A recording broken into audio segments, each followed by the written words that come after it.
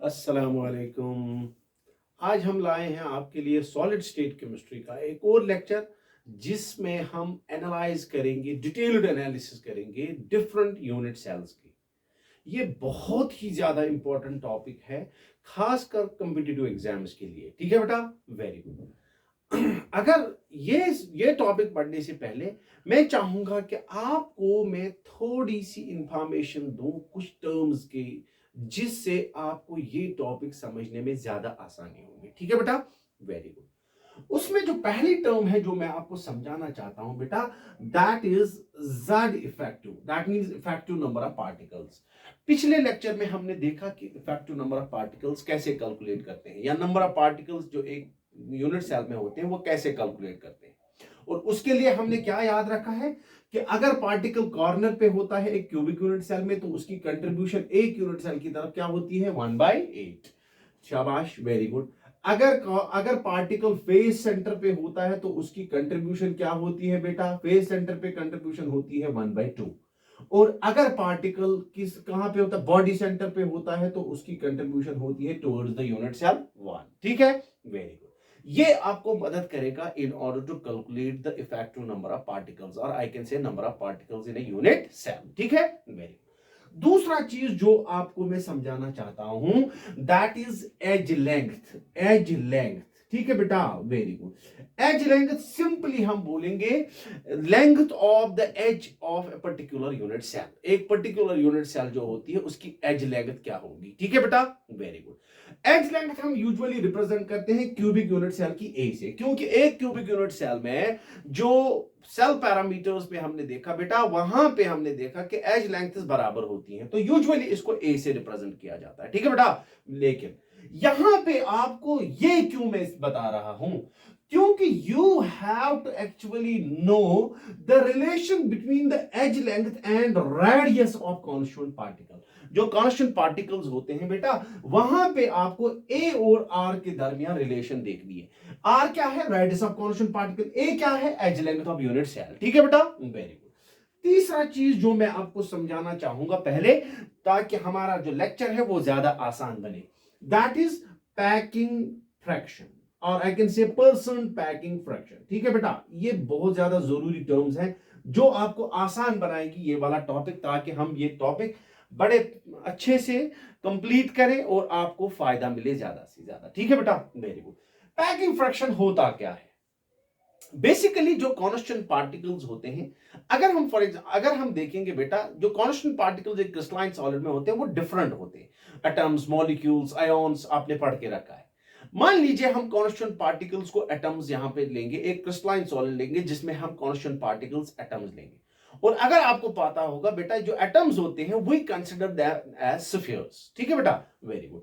जब हम इन कांस्टेंट पार्टिकल्स को अरेंज करते हैं, एक सॉलिड में जो कांस्टेंट पार्टिकल्स होते हैं वो क्लोजली पैक्ड होते हैं। यहां पे पैकिंग आ गया ना बेटा, क्लोजली पैक्ड होते हैं। लेकिन पैकिंग का कोई भी ऐसा तरीका नहीं है जिसमें आप जो कंप्लीट अवेलेबल स्पेस जो आपके पास है वो पूरी स्पेस आप ऑक्यूपाई कर सकते हो। यह समझाने के लिए मैं आपको एक मिसाल दूंगा।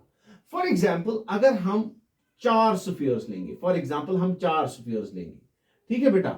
अगर आप ये वाला अरेंजमेंट देखोगे बेटा, इसमें मैंने स्फीयर्स को क्लोजली पैक किया है, लेकिन आप ये स्फीयर्स जो है, ये जो कांस्टेंट पार्टिकल्स हैं, ये स्फीयर्स है बेटा। आप इन स्फीयर्स को कैसे भी अरेंज करो, लेकिन इनके दरमियान कुछ ना कुछ ऐसी जगह बच जाती है जो अनऑक्युपाइड होती है बेटा। तो इसका मतलब है आपके पास इतनी जगह थी जिसको आपने ऑक्युपाई करना था, लेकिन इसमें इतनी ही जगह ऑक्युपाई हुई जो इन कांस्टेंट पार्टिकल्स ने ऑक्युपाई की। तो बाकी वाला जो पोर्शन है that is empty, and that space which is empty, this is called as void. इसको क्या बोलते हैं बेटा? इसके लिए एक टर्म आता है वाइड। ठीक है बेटा, वेरी गुड। तो अब सवाल है पैकिंग फ्रैक्शन। जो पैकिंग फ्रैक्शन होता है बेटा, पैकिंग फ्रैक्शन का मतलब होता है कि एक पर्टिकुलर क्रिस्टल या यूनिट सेल में जो टोटल अवेलेबल स्पेस है या टोटल वॉल्यूम जो है एक यूनिट सेल का, उसमें से कितना वॉल्यूम ऑक्यूपाई किया है कॉन्स्टिट्यूएंट पार्टिकल्स ने। तो बेटा रेशो, इन दो चीजों का रेशो जो होता है that's called as packing fraction. तो पैकिंग फ्रैक्शन क्या आप डिफाइन करेंगे हम, it is the volume occupied, it is the ratio between the volume occupied by the constituent particles to the total volume available, ठीक है बेटा, I can say to the volume of the unit cell, ठीक है, very good. तो बेटा हम बोलेंगे ratio between these two is called as packing fraction and the percentage of this that's called as percent packing fraction, ठीक है बेटा, very good. अब जब आपने पैकिंग फ्रैक्शन जब आप कैलकुलेट करोगे बेटा, जो फॉर एग्जांपल अगर आपने ये वाली पैकिंग, फॉर एग्जांपल कोई सी पैकिंग कर दी, फॉर एग्जांपल उसमें 70% जो स्पेस है that is occupied, what do you mean by that, that means 30% space, 30% of the available space that is unoccupied, or I can say that is a void. This portion, this percentage is a void. This is unoccupied volume. Are you getting me? Very good. तो बेटा यहां पे हम बोलेंगे कि इसमें void percentage जो है that is this, ठीक है बेटा, पैकिंग फ्रैक्शन जो है that is this, ठीक है, वेरी गुड। उसके बाद चौथी टर्म जो आपको जरूरी सीखनी है while analyzing the unit cell, that is coordination number. This is very important. Most of the times it is asked in competitive exams, ठीक है बेटा, वेरी गुड। कोऑर्डिनेशन नंबर होता क्या है बेसिकली? कोऑर्डिनेशन नंबर अगर हम डिफाइन करेंगे, it is the number of nearest neighbours. बहुत इंपॉर्टेंट टर्म है ये, the number of nearest neighbours. सबसे ज्यादा नजदीक कितने पार्टिकल्स हैं एक पर्टिकुलर पार्टिकल के, एक पर्टिकुलर जो कांस्टेंट पार्टिकल होगा एक यूनिट सेल में, उसके सबसे क्लोजेस्ट नेबर्स जो होंगे उनका नंबर जो होता है that's called as coordination number, ठीक है बेटा, वेरी गुड। और इसको समझाने के लिए मैं यहां पे एक मिसाल देता हूं। For example let me choose this particle, for example this is a particle, for example इसको सराउंड कर रहे हैं ऐसे पार्टिकल्स इसको सराउंड कर रहे हैं, ठीक है बेटा, वेरी गुड। कैन आई से बेटा ये जो पार्टिकल्स हैं बेटा ये इसके नेबर्स हैं, लेकिन सारे पार्टिकल्स जो ये इसको सराउंड कर रहे हैं वो इसके नियरेस्ट नेबर्स नहीं है। इसके नियरेस्ट नेबर्स ये वाले पार्टिकल्स होंगे, ये वाले पार्टिकल्स इसके नियरेस्ट नेबर्स हैं, और इनका नंबर जो होता है ये कितने नियरेस्ट नेबर्स हैं, जो नंबर आपको ये बताएगा उसको बोलते हैं coordination number. Are you getting me? बहुत इंपॉर्टेंट है ये वाला।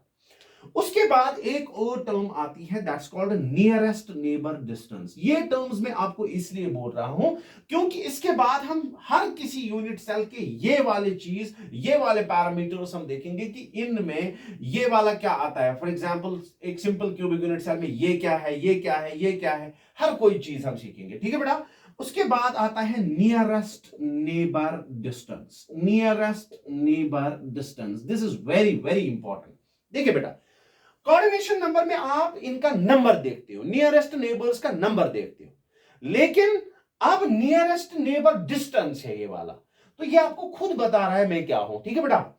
नियरेस्ट नेबर डिस्टेंस जो होता है बेटा ये होता क्या है, जो दो नियरेस्ट नेबर्स जो हैं, फॉर एग्जांपल ये वाले पार्टिकल का ये वाला पार्टिकल नियरेस्ट नेबर है, इन दो पार्टिकल्स के सेंटर्स के दरमियान जो डिस्टेंस होगा बेटा उसको बोलते हैं नियरेस्ट नेबर डिस्टेंस, ठीक है बेटा, वेरी गुड।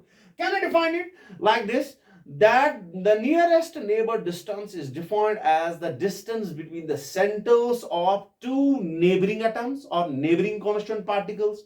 जो neighboring constant particles होंगे उनके centers के दरमियान जो distance होगा बेटा that's called as nearest neighbor distance। Getting? Very good। लेकिन एक बार ये वाला तो हम कैलकुलेट करते हैं, ये वाला तो अक्सर कैलकुलेट करते हैं, लेकिन एक बार जेई में पूछा गया था बेटा, वहां पे क्वेश्चन पूछा गया था नेक्स्ट नेबर डिस्टेंस क्या है, एक पर्टिकुलर एक यूनिट सेल दी गई थी वहां पे, और वहां पे पूछा गया था नेक्स्ट नेबर डिस्टेंस क्या है। नेक्स्ट नेबर डिस्टेंस किसको बोलते हैं बेटा? अगर हम देखेंगे ये इसके इमीडिएट नेबर्स है, लेकिन ये भी तो नेबर्स थे ना बेटा। हम बोलेंगे इन नेबर्स, इमीडिएट नेबर्स के बाद जो नेबर होंगे इन इमीडिएट नेबर्स के बाद जो कॉन्स्टेंट पार्टिकल्स इसको सराउंड करते होंगे, हम बोलेंगे ये नेबर्स है, ये नेक्स्ट नेबर्स है। तो क्या मैं बोल सकता हूं कि इस वाले ये नियरेस्ट नेबर के बाद जो कांस्टेंट पार्टिकल आएगा बेटा, क्लोजेस्ट पार्टिकल जो इसके बाद आएगा, that's called as next neighbour. और इसके सेंटर के दरमियान जो डिस्टेंस होगी, that's called as next neighbour distance. Getting? Very good. अगर हम उसके बाद देखेंगे, अगर हम देखेंगे ये वाली लेयर जो है, ये उसके बाद नेबर्स आते हैं। ये पहला नेबर, ये immediate neighbour, it is next neighbour. Can I say these are next to next neighbor? Am I right? These are next to next neighbor. तो बेटा कभी कभी आपको यह भी पूछा जा सकता है, what is the next to next neighbor distance in a particular unit cell? तो बेटा next to next हो गई, जो immediate neighbors होंगे उसके बाद next neighbors आते हैं, उसके बाद जो nearest होंगे उनको बोलते हैं next to next neighbor distance, next neighbor, sorry। तो उनके सेंटर्स, उसके और इस पार्टिकल के सेंटर के दरमियान जो डिस्टेंस होगी बेटा, उसको बोलते हैं next to next neighbour distance. Getting? It's a little bit confusing but very easy. ठीक है बेटा, वेरी गुड। ये हो गया नियरेस्ट नेबर डिस्टेंस पे। ठीक है बेटा, जो नियरेस्ट नेबर डिस्टेंस होता है ये डी से दिखाया जाता है। ठीक है बेटा, वेरी गुड। उसके बाद एक और चीज मैं आपको जरूरी समझाना चाहूंगा यहां पे, दैट इज डेंसिटी। ठीक है बेटा, डेंसिटी के बारे में हमने देखा था बेटा। डेंसिटी अगर आपको याद होगा, वो इस पे लेक्चर भी दे दिया हमने। डेंसिटी जब हम कैलकुलेट करते हैं, एक पर्टिकुलर यूनिट सेल जो होती है बेटा, उसमें जब हम देखेंगे ये ए और आर के दरमियान डिस्टेंस, ये हम इस्तेमाल कर सकते हैं एक पर्टिकुलर यूनिट सेल की डेंसिटी कैलकुलेट करने के लिए। क्योंकि अगर आपको याद होगा, डेंसिटी के लिए फॉर्मूला हमारे पास था, that is Z into M divided by A cube into N naught, और I can say Avogadro's number. ठीक है बेटा, वेरी गुड। ये A क्या है? A तो एज लेंथ है ना बेटा। तो यहां पे आप जब यहां एज लेंथ निकालोगे बेटा, जब आप एक पर्टिकुलर यूनिट सेल का एज लेंथ निकालोगे, वहां से आपको पता चलेगा A और R के दरमियान रिलेशन।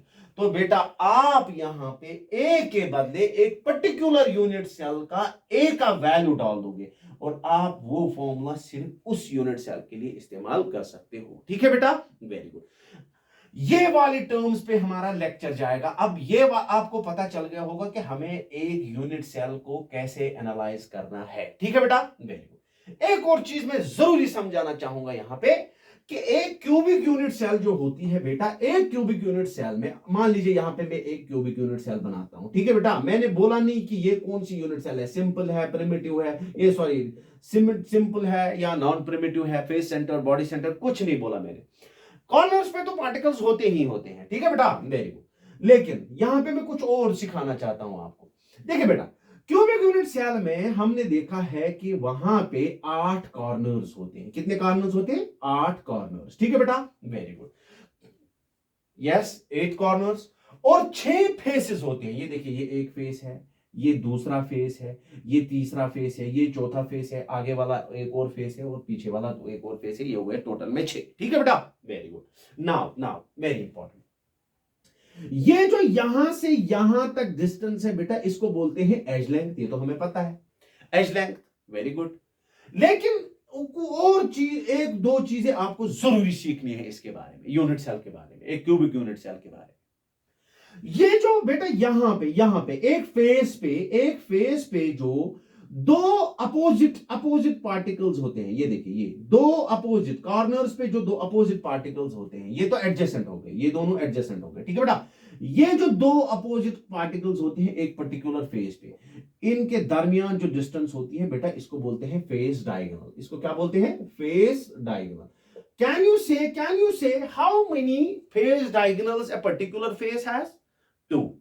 क्योंकि यहां से यहां तक एक फेस डायगोनल, यहां से यहां तक एक फेस डायगोनल। ठीक है बेटा, ये आपको जरूरी मदद करेगा, ये आपको जरूरी सीखना है और ये आपको इस लेक्चर में बहुत मदद करेगा। ठीक है बेटा, वेरी गुड। तो इसका मतलब है एक फेस पे कितने डायगोनल्स आ गए? 2। 6 फेसेस पे 12 डायगोनल्स आएंगे। ठीक है बेटा, तो फेस डायगोनल इसमें 12 होते हैं टोटल। ठीक है बेटा, वेरी गुड। दूसरी बात, चूंकि ये एक 3D स्ट्रक्चर है, आप इसको अपने रूम के साथ कंपेयर कर सकते हो। ठीक है बेटा, वेरी गुड। ये देखिए, ये अपर कॉर्नर का एक पार्टिकल मैंने सिलेक्ट कर दिया। यहां से अपर कॉर्नर से यहां बॉटम बॉटम जो है, बॉटम यहां पे अगर हम देखेंगे बेटा, इसके अपोजिट, ये देखिए अपोजिट जो है, इनके दरमियान जो डिस्टेंस होता है बेटा, इसको बोलते हैं बॉडी डायगोनल। इसको क्या बोलते हैं बेटा? Body diagonal. Very good, it is body diagonal. Very good, body diagonal. मान लीजिए मैं इस रूम में बैठा हूं, यहां पे उस वाले कॉर्नर से लेके ये नीचे वाले यहां तक नीचे वाले तक जो डिस्टेंस होगी, ये एक बॉडी डायगोनल है। सिमिलरली मैं यहां से इस कॉर्नर से यहां से एक बॉडी डायगोनल जा सकता हूं नीचे तक, ये हो गए 2। यहां इस वाले कॉर्नर से लेके यहां तक ये हो गया 3, और इस वाले से लेकर उसके नीचे तक वो हो गया 4। ठीक है बेटा, तो इसका मतलब है एक क्यूबिक यूनिट सेल में कितने बॉडी डायगोनल्स होते हैं? 4 बॉडी डायगोनल्स। ठीक है बेटा, ये भी जरूरी याद रखना है। Face diagonals 12, each face has 2 face diagonals. ठीक है बेटा, each face has 2 face diagonals. ठीक है, वेरी गुड। नाउ 2 और बातें, नहीं सॉरी 3 बातें आपको और याद रखनी है, बहुत जरूरी है वो भी। ये प्लीज आप इनको नोट कीजिए, आप इनका डेफिनेशन याद रखिए, आप इनका जो बेसिक टर्म्स है बेटा, ये आप जरूरी लिख लीजिए कहीं पे, ताकि आपको फिर एनालिसिस में कोई टेंशन ना आए, कोई प्रॉब्लम ना आए, ताकि बच्चा जल्दी से जल्दी कैलकुलेट कर ले इन सब के वैल्यूज। ठीक है बेटा, वेरी गुड। एक और चीज हमारे पास, अब हमें पता है कि हमारे पास यूनिट सेल जो है बेटा, या तो यूनिट सेल सिंपल होगी, या तो यूनिट सेल फेस सेंटर्ड होगी, या तो यूनिट सेल बॉडी सेंटर्ड होगी। ठीक है बेटा, वेरी गुड। ये बात बहुत जरूरी है, प्लीज इसको नोट कीजिए, प्लीज इसको याद रखिए, ये समझने की कोशिश कीजिए। जो एक सिंपल क्यूबिक यूनिट सेल होती है, उसमें जो कांस्टेंट पार्टिकल्स होते हैं वो सिर्फ कॉर्नर्स पे होते हैं। ठीक है बेटा, वेरी गुड। और याद रखना है यहां पे कि एक फेस सेंटर्ड क्यूबिक, सॉरी, एक सिंपल क्यूबिक यूनिट सेल में जो एडजेसेंट एटम्स होते हैं, they touch each other. This is a very important point, you have to keep in mind in order to know these things. ये चीजें calculate करने के लिए आपको ये वाला पॉइंट डेफिनेटली याद रखना है। क्या मैं समझाऊंगा अभी इसको? क्या बोला मैंने बोला in case of simple cubic unit cell, the adjacent particles, जो एडजेसेंट पार्टिकल्स हैं बेटा, एडजेसेंट पार्टिकल्स जो हैं, दे टच ईच अदर, वो टच करते हैं एक दूसरे को। ठीक है बेटा, now the question is, what do you mean by adjacent particles and how can you understand that they touch each other? ठीक है बेटा, वेरी गुड। ये वाला समझ लीजिए, यहां से समझिए, यहां से आराम से समझेंगे इसको। ठीक है बेटा, अगर हम देखेंगे बेटा, ये आगे वाला फेस, इस पे 4 पार्टिकल्स हमें दिख रहे हैं, और पीछे वाला फेस जो है उस पे भी 4 है। ठीक है बेटा, वेरी गुड। इट्स एक्चुअली ये हम 2D पे 3D दिखा रहे हैं। ठीक है, वेरी गुड। देखिए बेटा क्या होता है, यहां पे जो पार्टिकल है, एक कॉर्नर पे एक पार्टिकल होता है, यहां पे पार्टिकल है, ये भी पार्टिकल है। ठीक है बेटा, very good. Can I say this particle is adjacent to this particle, ये पार्टिकल इस पार्टिकल के एडजेसेंट है। ठीक है बेटा, तो अगर आप देखोगे सिमिलरली यहां पे भी एक पार्टिकल होगा, यहां पे भी एक पार्टिकल होगा, मैं सिर्फ 2 ये वाले एज पे दिखा रहा हूं। तो यहां पे अगर हम देखोगे, यहां पे अगर आप देखोगे बेटा, यहां पे इस कॉर्नर पे जो पार्टिकल है और इस कॉर्नर पे जो पार्टिकल है, ये एक्चुअल में ऐसे हैं। ठीक है बेटा, they are touching each other in case of simple cubic unit cell. ठीक है, वेरी वेरी वेरी इंपॉर्टेंट। ठीक है बेटा, वेरी गुड। उसके बाद ये मैंने इसीलिए बताया था, यहां पे ये मैंने इसीलिए बताया था। ठीक है, वेरी गुड। उसके बाद एक और चीज, जो face centred cubic unit cell होती है, फेस सेंटर्ड जो होती है cubic unit cell, face centred में क्योंकि वहां पे जो पार्टिकल्स होते हैं वो तो एक तो कॉर्नर्स पे होते हैं, दूसरा कहां पे होता है? फेस, हर किसी फेस सेंटर पे भी पार्टिकल होता है। जब पार्टिकल फेस सेंटर पे आ जाता है, ये बहुत ज्यादा जरूरी है प्लीज, जब पार्टिकल किस पे आता है? फेस सेंटर पे आता है, तो ये जो कॉर्नर्स पे जो ये पार्टिकल थे बेटा, ये थोड़ा दूर चले जाते हैं एक दूसरे से दूर चले जाते हैं। ठीक है बेटा, वेरी गुड। आपको मैं ऐसे दिखा रहा हूं, ऐसे समझाऊंगा, ऐसे देखिए बेटा, मैं यहां पे समझाता हूं आपको। देखिए अभी यहां पे मैं 4 पार्टिकल्स बनाऊंगा, 4 पार्टिकल्स। ठीक है बेटा, वेरी गुड। ये जैसे सिंपल क्यूबिक यूनिट सेल में 4 पार्टिकल्स, ये 4, ये देखिए हर किसी कॉर्नर पे ये एक दूसरे को टच कर रहा है, ये इसको टच कर रहा है, ये इसको टच कर रहा है, ये इसको टच कर रहा है, ये इसको टच कर रहा है। Simple cubic unit cell. अब पीछे भी एक होगा, पीछे वाले फेस पे यहां पे एक होगा, यहां पे एक होगा और पीछे एक और होगा। ये सिंपल क्यूबिक यूनिट सेल का 3D व्यू दिखा रहा हूं, ठीक है। Very good. अब जब आप यहां पे ये एक फेस है, ठीक, देखिए आई विल शेयर इट। देखिए बेटा ये एक फेस है। जब आप इस फेस के सेंटर पे एक पार्टिकल लाओगे, जब आप इसके फेस सेंटर पे एक पार्टिकल लाओगे, डेफिनेटली वो इन पार्टिकल्स को दूर करेगा, वो इनको दूर करेगा। गेटिंग? Very good.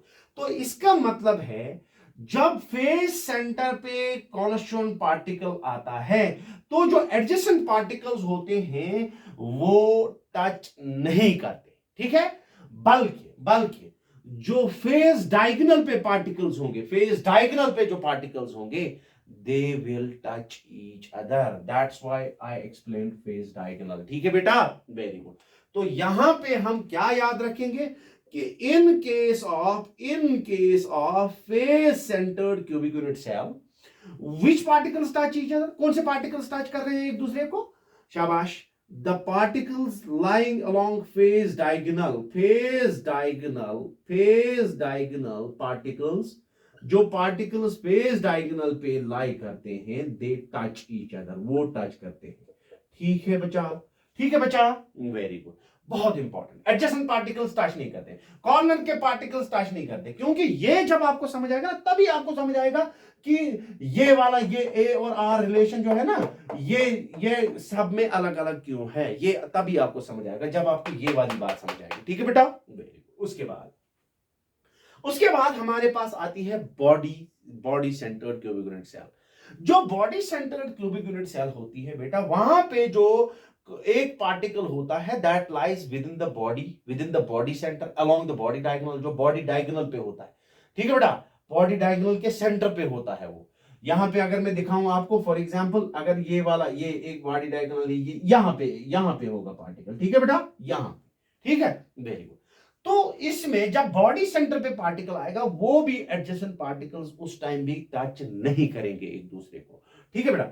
उस टाइम याद रखना है कि जो पार्टिकल्स बॉडी डायगोनल पे लाई करते हैं, बॉडी डायगोनल पे जो पार्टिकल्स लाई करते हैं, दोज टच ईच अदर। तो हम बोलेंगे यहां पे in case of body centred cubic unit cell, the body diagonal particles, I can say the particles lying along the body diagonal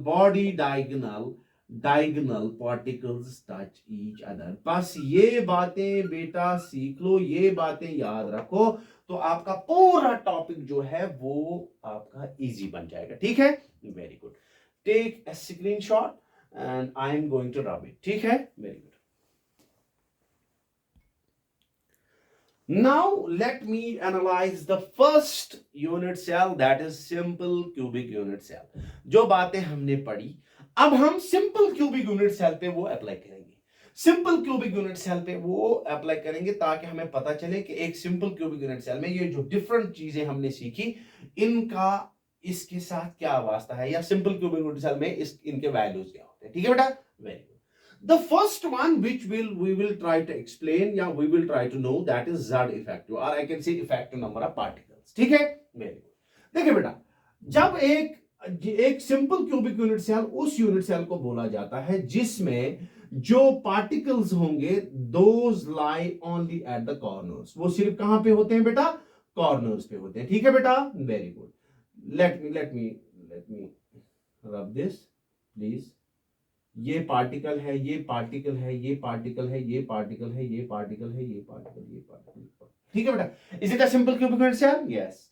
और अगर आपको याद होगा, मैंने बोला था कि अगर पार्टिकल कॉर्नर्स पे होते हैं तो उनकी कंट्रीब्यूशन जो होती है दैट इज 1/8। अगर बेटा समझ नहीं आया तो आप प्लीज पिछला वाला लेक्चर देखिए जिसमें हमने नंबर ऑफ पार्टिकल्स कैलकुलेट किए हैं, तो वो वाला लेक्चर देख लीजिए, ठीक है बेटा। तो यहां पे मैं लिखूंगा सीधे that contribution of P each particle at the corner is 1/8, ठीक है बेटा। इसकी 1/8, इसकी 1/8, इसकी 1/8, हर किसी की 1/8। तो बेटा ये कितने पार्टिकल्स है कॉर्नर्स पे? ये 8 है, तो हम लिखेंगे 1/8 into 8, that is equal to 1। तो इसका मतलब है कि एक क्यूबिक यूनिट सेल बनाने के लिए सिर्फ एक पार्टिकल काफी है। Yeah, I can say the total number of effective number of particles in a simple cubic unit cell is 1. ठीक है बेटा, तो हम बोलेंगे एक क्यूबिक यूनिट सेल के लिए z किसके बराबर होता है? 1 के बराबर। ठीक है, very good.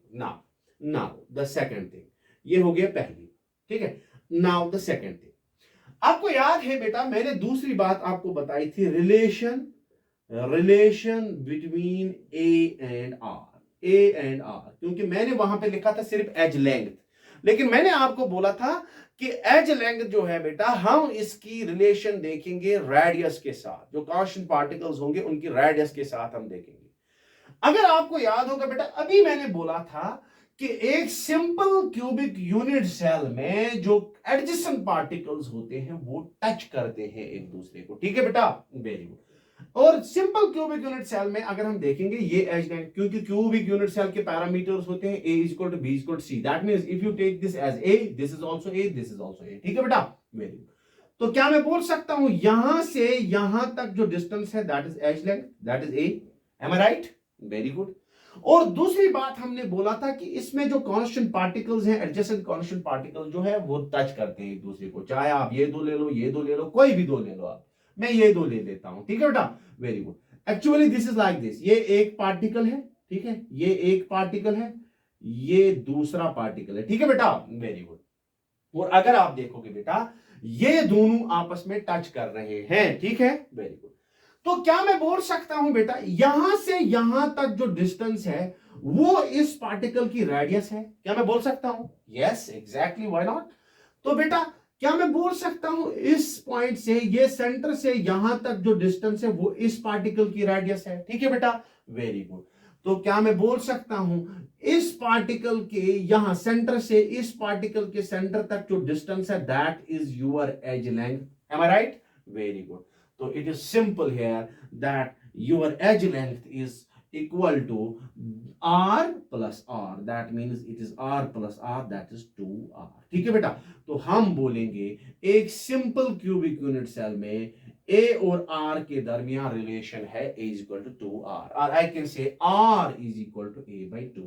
That means if you have to calculate the radius of a constituent particle in a simple cubic unit cell, if you know the edge length, you can calculate, because half of that will be equal to the radius of that। ठीक है बेटा, very good, getting very simple, it's very simple। ठीक है, very good। now another term, ठीक है बेटा, coordination number,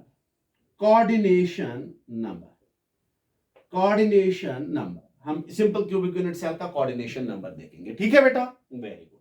देखिए बेटा, इसके लिए मैं यहां पे ये मिटा देता हूं। अगर आपको याद होगा बेटा मैंने बोला था कोऑर्डिनेशन नंबर का मतलब होता है नंबर ऑफ नियरेस्ट नेबर्स। ठीक है बेटा, वेरी गुड। ठीक है, वेरी गुड। इसमें मैंने आपको आइडिया दिया था नेक्स्ट टू नेक्स्ट नेबर, वो भी दिया था आइडिया। ठीक है बेटा, वेरी गुड। अब ध्यान रखिए यहां पे, मान लीजिए मैं एक पार्टिकल इसमें सिलेक्ट करता हूं, for example I am going to select this particle, ये वाला पार्टिकल मैं सिलेक्ट करता हूं। ठीक है, वेरी, क्योंकि आपने याद रखा, आपने पहले ही समझ के रखा है कि यहां आपने पहले ही देखा है कि एडजेसेंट पार्टिकल जो यहां पे है वो टच करते हैं एक दूसरे को, जो टच करेंगे वो तो नियरेस्ट नेबर्स हो गए, डेफिनेटली वो नियरेस्ट नेबर्स हो गए, और यहां पे जो टच नहीं करते होंगे वो नियरेस्ट नहीं है। तो बेटा इसका मतलब है आपको सिर्फ nearest number of nearest neighbours यहां पे देखना है। तो क्या मैं बोल सकता हूं ये पार्टिकल इस पार्टिकल के साथ टच करता है? ठीक है बेटा, तो क्या मैं बोल सकता हूं this is the nearest neighbour of this one, similarly this particle is also touching with this particle, तो क्या मैं बोल सकता हूं ये भी इसका नियरेस्ट नेबर है? ठीक है, वेरी गुड। मैं इनको किसी और कलर से यहां पे, एक मिनट प्लीज, एक मिनट आप bear with me if I have got a color। देखिए ये पार्टिकल इसको टच कर रहा होगा, it is nearest to it. Similarly यहां पे ये वाला पार्टिकल जो है it is also nearest to it, ये भी इसको टच कर रहा है। ये वाला पार्टिकल जो है it is along face diagonal, ये फेज डायगोनल पे पार्टिकल है, ये वाला इसको टच नहीं कर रहा है, ये वाला इसका नियरेस्ट नहीं है, इट इज इट्स नियरेस्ट। ये देखिए एडजेसेंट पार्टिकल, सिमिलरली ये इसका एडजेसेंट पार्टिकल है, क्या मैं कह सकता हूं आराम से ये वाला इसका एडजेसेंट नहीं है because it lies along face diagonal, ये फेज डायगोनल पे लाई करता है इसकी। ठीक है बेटा, with reference to this particle, ठीक है, वेरी गुड। ये हो गए इसके nearest neighbours in a particular unit cell.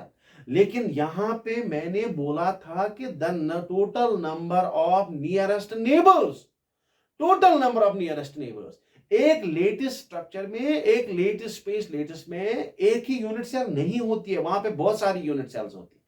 तो क्या मैं कह सकता हूं कि इस यूनिट सेल के यहां पे इस वाले साइड पे एक और यूनिट सेल होगी। क्योंकि मैंने जो एटम सिलेक्ट किया, मैंने जो कांस्टेंट पार्टिकल सिलेक्ट किया, मैं सिर्फ उसके नेबरिंग एटम्स देखूंगा, ठीक है बेटा, वेरी गुड। देखिए बेटा, यहां पे एक और फेस होगा, यहां पे एक और फेस होगा, यहां पे एक और यूनिट सेल का एक और फेस होगा, यहां पे ये उसका टॉप फेस में दिखा रहा हूं, ठीक है, वेरी गुड। उसके कॉर्नर्स पे भी एटम्स होंगे, उसके कॉर्नर्स पे भी एटम्स होंगे, ठीक है, very good. I will represent that nearest one by value. ये देखिए, यहां पे पार्टिकल होगा, मुझे उसके साथ कुछ नहीं है, ठीक है, वेरी गुड। सिमिलरली यहां पे एक और टॉप पे जो यूनिट सेल होगी बेटा, उस टॉप पे जो यूनिट सेल होगी, उसके कॉर्नर पे यहां पे एक एटम होगा, ठीक है बेटा, यहां का जो एटम वो मुझे चाहिए ही नहीं। तो क्या मैं बोल सकता हूं, सिमिलरली इसके पीछे एक और यूनिट सेल होगी, यहां पे, ठीक है बेटा, तो वहां पे भी एक यूनिट सेल होगी, उसका ये वाला यहां पे कॉर्नर पे एक एटम होगा, ठीक है, वेरी गुड। तो मैं बोल सकता हूं this particle is nearest to T, this is nearest to T, this is nearest to, this is nearest, this is nearest, this is nearest. तो can I say the total number of nearest neighbors of this particle, that is 6 in case of simple cubic unit cell। तो मैं बोलूंगा बेटा, ये इसके साथ touch करता है, इसके साथ टच करता है, इसके साथ टच करता है, इसके साथ टच, इसके साथ टच कर रहा है। These are nearest neighbors to this particle, so we will call it as its coordination number. The number of these particles is called as coordination number. How many particles are nearest to it? 6. So I will say, in case of simple cubic unit cell, the coordination number of each particle is 6. Similarly, यहाँ पे भी 6 होंगे, इसके भी 6 होंगे, इसके भी 6 होंगे। आप सिंपल याद रखो, देखिए बेटा, यहाँ पे कोऑर्डिनेशन, ये एक पार्टिकल है अलोंग एक्स एक्सिस, अगर एक्स एक्सिस लेंगे बेटा, ये प्लस क्वाड्रेंट, माइनस प्लस वाला माइनस वाला, प्लस एक्स माइनस एक्स, यहाँ पे एक, यहाँ पे दूसरा। सिमिलरली यहाँ पे y प्लस माइनस, यहाँ पे z प्लस माइनस, तो यहाँ पे एक, यहाँ पे एक, यहाँ पे एक, यहाँ पे एक, अलोंग 3 एक्सिस। देखिए यहाँ एक एक्सिस पे दो आ रहे हैं अपोजिट साइड्स पे, ठीक है बेटा, तो ये हो गए टोटल में 6, ठीक है बेटा, वेरी गुड। तो इसका मतलब है एक क्यूबिक यूनिट सेल में जो बेटा कोऑर्डिनेशन नंबर है, that is 6, getting, very good. Now आपको याद है बेटा, मैंने बोला था nearest neighbour distance, nearest neighbour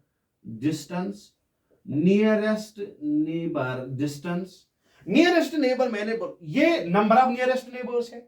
now the distance between the nearest neighbours. अब आपने बोला ये वाला और ये वाला नियरेस्ट नेबर है, ये वाला और ये वाला नियरेस्ट नेबर है, ये वाला और ये वाला नियरेस्ट नेबर है। इनके सेंटर्स के दरमियान जो डिस्टेंस होगा बेटा, that will be called as nearest neighbour distance. Am I right? This is the centre, this is the centre, the distance between these two, the centers of these two particles, that will be your nearest neighbor distance. But अगर आप इसको गौर से देखोगे बेटा, you have calculated it, आपने इसको calculate किया है, क्योंकि ये adjacent particles है, और adjacent particles जो थे बेटा, उनके centers के दरमियान जो distance था, that was your edge length। तो क्या मैं बोल सकता हूं, in case of simple cubic unit cell, जो सिंपल क्यूबिक यूनिट सेल होगी, सिंपल क्यूबिक यूनिट सेल जो होगी बेटा, वहां पे जो नियरेस्ट डिस्टेंस होगी, नियरेस्ट नेबर डिस्टेंस जो होगी, that nearest neighbour distance is represented by d, that will be equal to edge length. Am I right? Am I right? And you have already calculated that edge length is equal to 2r. So I can say d is equal to 2r. That's very, very important. ठीक है बेटा, ये हम analyse कर रहे हैं एक simple cubic unit cell को। बहुत मजा आने वाला है आपको जब आप बाकी यूनिट सेल्स को भी देखोगे, ठीक है बेटा, वेरी गुड। नाउ यहां पे अगर आपको याद होगा, मैंने बोला था कि एग्जामिनर ने इससे पहले एक एग्जाम में पूछा गया था, वहां पे नेक्स्ट नेबर डिस्टेंस पूछा गया था, नियरेस्ट नेबर नहीं पूछा गया था, next neighbour distance. Next neighbour distance होता है जो इमीडिएट नेबर के बाद जो नेक्स्ट नेबर होगा उसको बोलेंगे नेक्स्ट नेबर। तो क्या मैं बोल सकता हूं ये सब इसके नेबर्स हैं, नियरेस्ट नेबर्स हैं, ठीक है बेटा, लेकिन इसके बाद जो सबसे नजदीक होगा इसका, तो उसको तो बोलेंगे ना बेटा नेक्स्ट नेबर। क्या मैं बोल सकता हूं बेटा जो फेज डायगोनल पे पार्टिकल लाई करेगा, I will mark that by this one, this colour, red colour से ही, ठीक है बेटा। तो ये वाला जो है बेटा, ये इसका नेक्स्ट नेबर होगा, ठीक है, ये इसका नेक्स्ट नेबर होगा। तो क्या मैं बोल सकता हूं इनके दरमियान जो डिस्टेंस होगी that will be the next neighbour distance in case of near, in case of this simple cubic unit cell. तो आपको याद है बेटा ये एक कॉर्नर है, एक फेस का एक कॉर्नर है, ये इसका अपोजिट कॉर्नर है, क्या ये फेस डायगोनल है? ये फेस डायगोनल है ना बेटा। तो क्या मैं बोल सकता हूं in case of simple cubic unit cell the next neighbour distance that is equal to the length of face diagonal.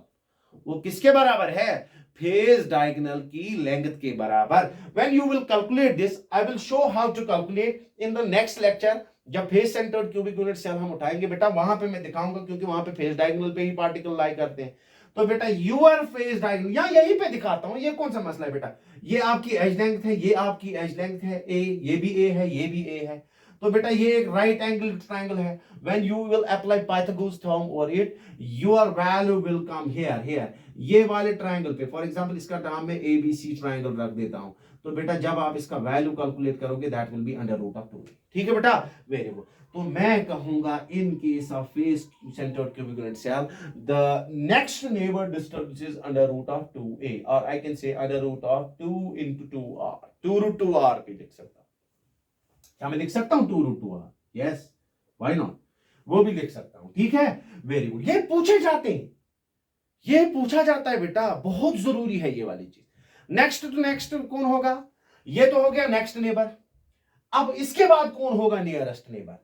ये तो फेस वाला, ये तो ये देखिए अपोजिट फेस पे ये भी है, अपोजिट फेस पे ये भी है, अपोजिट फेस पे ये भी है, लेकिन ये तो अपोजिट फेस पे नहीं है। This lies at the opposite but along the body diagonal, ये बॉडी डायगोनल पे।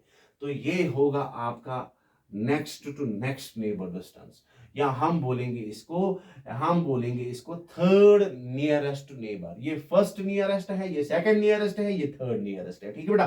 तो इनके सेंटर्स के दरमियान जो डिस्टेंस होगी that will be your next to next neighbour, और I can say third nearest neighbour, ठीक है, थर्ड नियरेस्ट नेबर। तो इनके दरमियान जो, इनके सेंटर्स के दरमियान जो डिस्टेंस होगा that will be your this distance, ठीक है बेटा। तो क्या मैं बोल सकता हूं that will be equal to the length of body diagonal, am I right? That will be equal to the length of body diagonal. अभी हम देखेंगे बेटा, ये एक राइट ट्रायंगल है, देखिए बेटा, ये अंडर रूट 2a, ये a है, देखिए ये तो a है ना, एज लेंथ है ना ये। तो बेटा ये जब आप ये ट्रायंगल लोगे बेटा, it is root 2a, it is a, when you will apply Pythagoras theorem it will come as root 3a। तो बेटा तो हम लिखेंगे बेटा यहां पे, am I right, yes it's exactly. तो बेटा इसका मतलब है कि in case of your simple cubic unit cell the next neighbour distance is this, am I right? Am I right बेटा, वेरी गुड। नाउ द ये कितने हो गए बेटा? ये हो गया, ये तीसरा, ये चौथा हो गया बेटा। अब हम देखेंगे बेटा that is very important, that is packing fraction, person packing fraction देखेंगे, पर्सन पैकिंग फ्रैक्शन। हम पैकिंग फ्रैक्शन नहीं, पर्सन पैकिंग फ्रैक्शन देखेंगे। पैकिंग फ्रैक्शन अगर देखना होगा तो परसेंटेज निकाल दो, पैकिंग फ्रैक्शन आपका आ गया। आपको याद है मैंने बोला था पर्सन पैकिंग फ्रैक्शन या पैकिंग फ्रैक्शन हम क्या डिफाइन करते हैं कि टोटल अवेलेबल स्पेस जो है उसमें से कितनी स्पेस ऑक्यूपाई की है कांस्टेंट पार्टिकल्स ने, इन दोनों का रेशो जो है that's called as packing fraction, ठीक है बेटा। और उसकी परसेंटेज जो है that's called percent packing fraction. By packing fraction यहां पे हम फार्मूला लगाएंगे that is volume occupied by constant particles divided by volume of unit cell, वही तो है ना total available volume, volume of unit cell into 100. This will be your formula for calculation of person packing fraction, ठीक है बेटा, very good. कितना volume occupy किया है कांस्टेंट पार्टिकल्स ने, उसमें से कितना वॉल्यूम, टोटल कितना वॉल्यूम था यूनिट सेल का, इन दोनों का रेशो जो है उसकी परसेंटेज जब हम निकालेंगे that will B were this. ठीक है बेटा, वेरी गुड।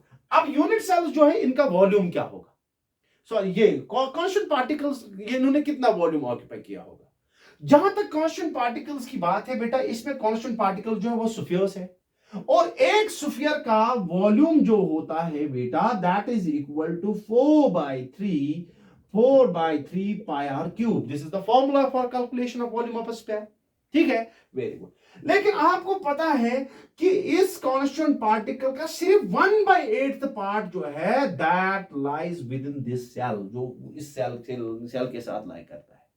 लेकिन बेटा यहां पे 1/8, इसका भी 1/8, इसका भी 1/8, इसका भी 1/8, सबका 1/8। तो बेटा क्या मैं बोल सकता हूं कि सबका 1/8 जो है बेटा 1/8, कितनों का 1/8, 1/8 of 8 that will be equal to 1। तो इसका मतलब है इसमें जो वॉल्यूम ऑक्यूपाई किया होगा वो कंप्लीट एक स्फीयर का वॉल्यूम होगा। इसीलिए बेटा मैं यहां पे इस फॉर्मूला को थोड़ा आसान बनाऊंगा। जब भी आपको पर्सन पैकिंग फ्रैक्शन कैलकुलेट करना होगा तो आप लिखा करो ज़ड कितना है, कितने पार्टिकल्स हैं, और वॉल्यूम ऑफ स्फीयर, एक स्फीयर का वॉल्यूम कितना है। ठीक है बेटा, ज़ड यहां पे एक था, volume of sphere 4/3 pi r cube. तो यहां पे अगर ऐसे नहीं तो ऐसे लिखेंगे 1/8 of 8 that is total number of particles in this unit cell into volume of one sphere divided by volume of unit cell, since it's a cubic unit cell. Cubic unit cell में जो as lengths होते हैं वो बराबर होते हैं। तो बेटा ए क्यूब का वॉल्यूम जो होता है दैट इज ए क्यूब। ठीक है बेटा, into 100। ठीक है बेटा, very good. That comes at 8 cancel, that is 4/3 pi r cube divided by a आपने ऑलरेडी निकाल के रखा है, ए किसके बराबर है, 2r के बराबर। तो यहां पे मैं लिखूंगा बेटा 2r क्यूब इंटू 100। ठीक है बेटा, वेरी गुड।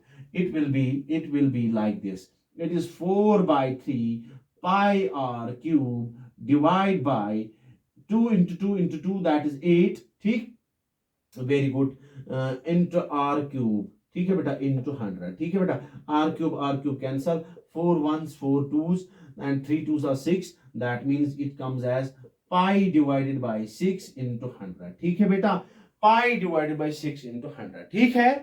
ठीक है बेटा, very good. If you calculate this value, अगर आप इस वैल्यू को कैलकुलेट करोगे बेटा तो आपको यहां पे मिलेगी percent packing fraction in case of simple cubic unit cell. ठीक है बेटा, very good.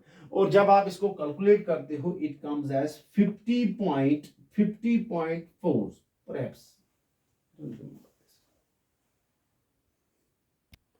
and when you solve this it comes as 52.4। sorry I told you 50.4, it was 52.4, sorry I'm very sorry। ठीक है, वेरी गुड।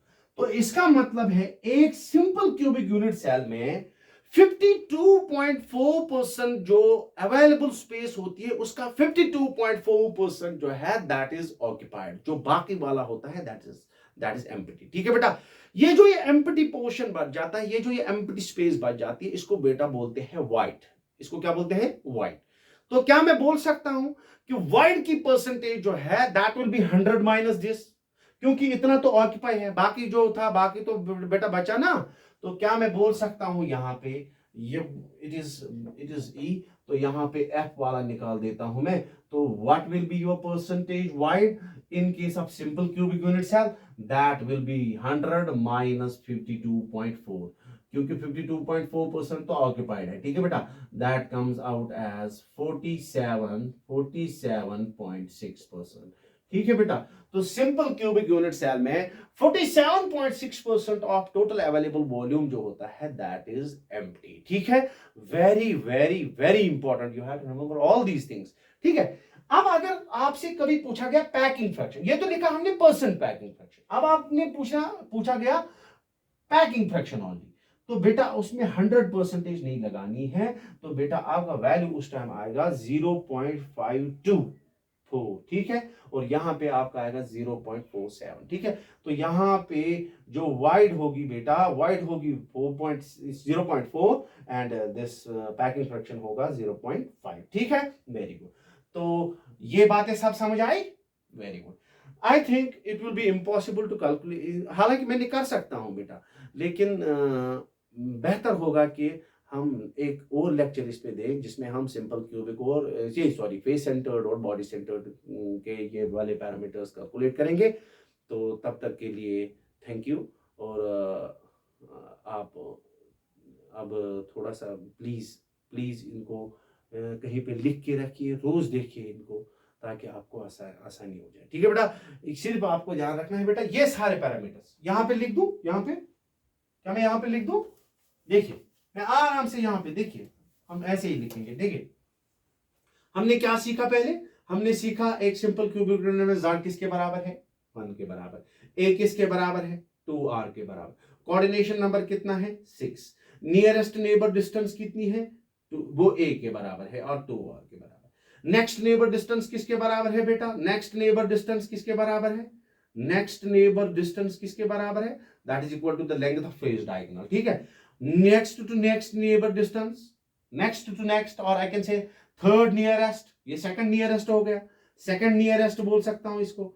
तो third nearest जो होगा that will be equal to the length of body diagonal, that is under root of 3a। ठीक है बेटा, very good. उसके बाद हमने पर्सन पैकिंग फ्रैक्शन देखी थी, percent packing fraction that is equal to 52.4%। ठीक है बेटा, उसके बाद हमने देखा था percent void, what is that percent void, percent void is बेटा हाउ मच, इट इज 52.4%। ठीक है बेटा, सॉरी इट इज 47.6%। ठीक है बेटा, वेरी गुड। एक और चीज यहाँ पे सिखाऊंगा, वो डेंसिटी के बारे में, यहाँ पे भूल गया था डेंसिटी के बारे में। हालांकि डेंसिटी के बारे में वही फॉर्मूला जो आपने पढ़ी है वही लगेगी। डेंसिटी, अगर हम सिंपल क्यूबिक यूनिट सेल की डेंसिटी करेंगे, हमने डेंसिटी के लिए फॉर्मूला पढ़ी है z into M divided by a cube into N naught. Am I right, very good. z अभी हमने देखा, z किसके बराबर है, 1 के बराबर, a किसके बराबर है, 2r के बराबर, तो वैल्यू यहां पे रख दो ना, तो बेटा ये हो गया 1 into M divided by 2r का cube into N naught, m into 1 that is m divided by 8r cube into n naught. This will be the formula for calculation of density of a simple cubic unit cell. ठीक है, अगर आपको radius पता है, molecular mass पता है, अगर उस नंबर तो पता ही है, तो बेटा आप उसकी डेंसिटी निकाल सकते हो, या आप इनमें से कोई भी पैरामीटर निकाल सकते हो। ठीक है बेटा, वेरी गुड। तो यहाँ पे हम ऐड करेंगे बेटा, its rule for simple cubic unit cell, the density will be calculated by the formula 8r cube into n naught. ठीक है बेटा, थैंक यू।